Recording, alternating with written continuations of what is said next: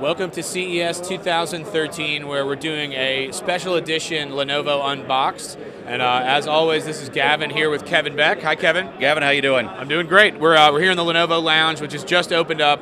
Loads of people here, and we wanted to show off the ThinkPad Helix, which has officially announced after many rumors and false starts in the press. Kevin, this is I think, a fairly significant product in the ThinkPad line. It's another one of our convertibles, right? That is correct. There's a lot of products in the market, including ones by us, that are compromised in some way. They're either a tablet, like our ThinkPad Tablet 2, great product, and it kind of can become a laptop if you attach a keyboard to it, right? And then you've got things like our Yoga, which are primarily a notebook, primarily an ultrabook, and then it has tablet functionality. So what we've got here is the ThinkPad Helix, which is first and foremost a ThinkPad Ultrabook, but is also a tablet, we think, with much less compromise than any other product we've made or anything else in the market. Okay, and there's before we get into it, tell me what's different about this than the things we've made before. I know the base and the design and that sort of thing seems like a new one, even among all these other convertibles. But tell me what kind of stands out the most about it, and then if you want to get into some of the specs and all that, that'd be great. Sure. Okay, I'll explain what it is. It is first and foremost a 20 millimeter Ultrabook with 10 hours of battery life. Right. That's sort of the bottom line of what it is as a notebook, but it has one significant feature, which is that the entire guts of the PC are actually behind the screen, right? So we think one of the key differentiating factors of this is the way that we've managed the thermals and the processor performance. So this is up to a full performance i7.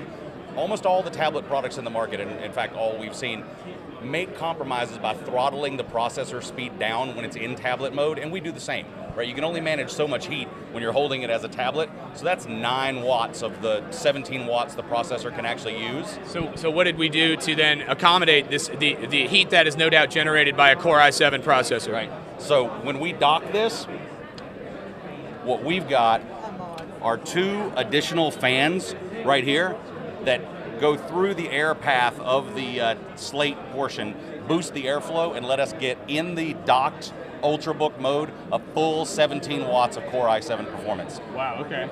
And just out of curiosity, if we had not done that, I mean, you couldn't pull this off, right? You couldn't pull off a Core i7 in a tablet like this, right? Oh, you could put it in there, you just never get the full performance out of it. Okay, I got you. So it takes the teapot off the stove, so to speak. Right. You get what you're paying for is the way I look at it. Right. If you're paying for a Core i7 that can run up to 17 watts, you want to get that full performance out of it. And that's what these fans let you do.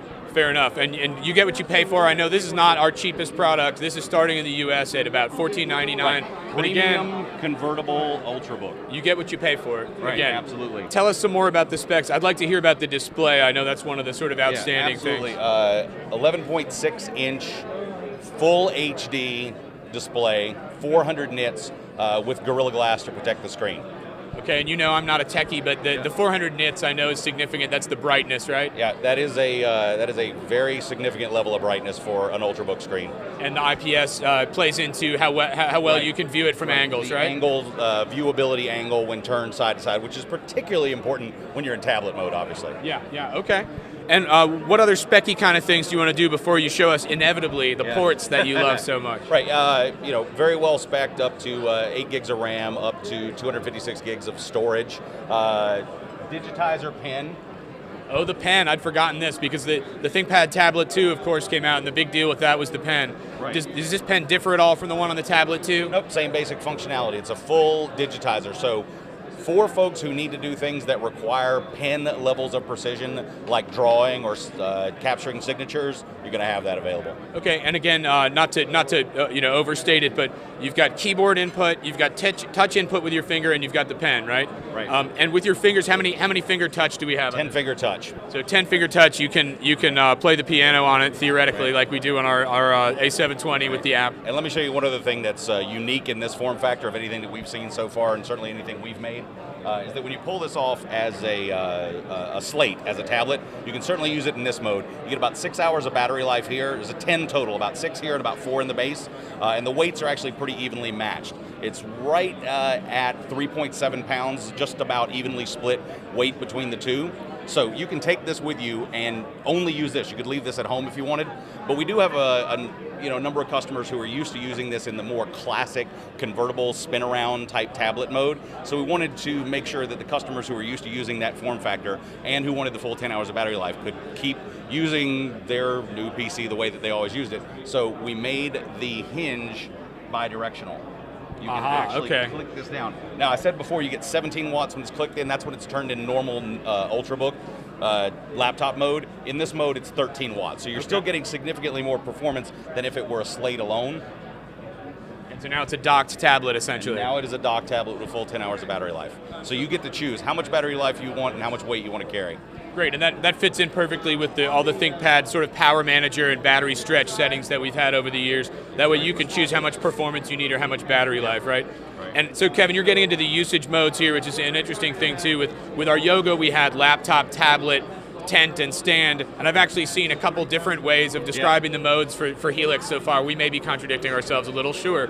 But basically the one you just showed us is kind of amazing, and I assume you can also use it as a sort of a stand in that mode when it's so basically we call the 4 modes of this: laptop, tablet, stand, and tablet plus. Okay, tablet plus being the one you just showed us, right? Exactly. And again, you can use it in that stand mode where it's kind of docked but at an angle if you want to watch a movie or just browse the web, that sort of thing, right? So just a quick run through of the ports here. We've got USB 2.0 on the Slate portion itself, mini display port. This is the docking port. That's the cutout for the dock when it's turned around backwards. And then we've got the power plug here. So you truly can plug an external device in here and charge it, even if you choose to leave this at home. And then on the base itself, we've got 2 USB 3.0 mini display port and a charging port. Very cool. And I'm a little bit out of order here topically, but did you mention the Gorilla Glass? It is a Gorilla Glass display, right? Correct. And we've heard some things about Corning is working on the recipe for Gorilla Glass. So when I saw the weight for this product, it seemed lower than I expected, and I assume that's maybe because Gorilla Glass is refining. Gorilla Glass has improved over time, absolutely. We loved, for instance, the original ThinkPad tablet, but it made it heavy for sure. So great. What else you got to show me? Obviously, this is a Windows 8 device, and you can get all your traditional desktop applications as well as the apps that are available in the Windows Store. I think the one other thing I would mention is that because it's got the ThinkPad name on it, it does have a track point. This is the first product that we brought out with our new 5-button touchpad. So astute observers may notice that there aren't actually any physical buttons here for the track point.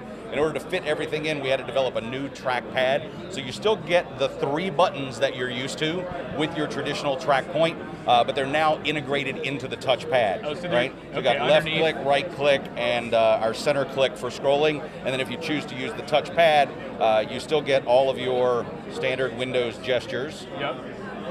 If I'm doing it right. Cool. And then you've got your 2 clicks. So we call it a 5-button click pad. Nice. Very good. Well, anything else to cover, Kevin? No, I think we've just about got it. All right. There is your very noisy, but very sincere, shall we say, Day 1 CES edition of unboxing the ThinkPad Helix. Kevin, thanks so much. You're very welcome. Thank you, Gavin. All right. Take care.